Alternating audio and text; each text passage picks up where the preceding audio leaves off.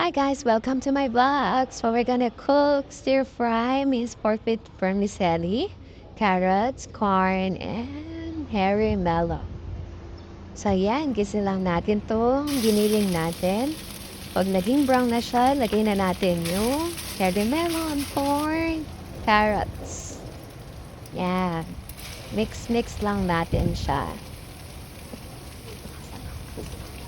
Stir lang. Mix mo lang mga ate.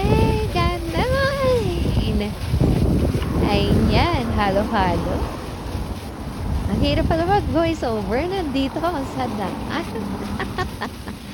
Kaloka. Ayan. Mix lang natin. Tapos, lalagyan lang natin siya ng konting water para lumambot ang ating mga vegetables. Ganon. So, ayan. Mix lang ulit natin. Yan, cover lang natin. Ilang minutes. Then, mix ulit. Then, timplahan na natin siya. Add lang tayo na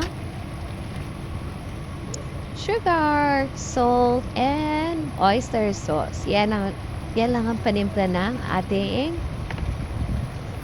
veggie with vermicelli. Ayan, mix ulit. Tapos, pahuhuluin ulit natin siya.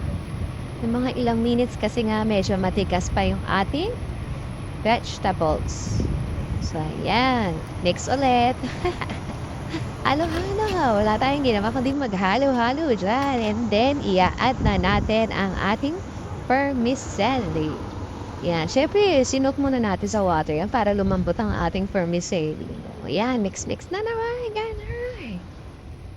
Yan, halo ulit. Halo, ganon. Sige, paikutin natin, paikutin.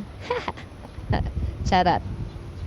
Yan, halo-haloin lang. Tapos, siguro mga 1 to 2 minutes, pwede na natin patayin. So, ayan na, tapos na. Kain na na.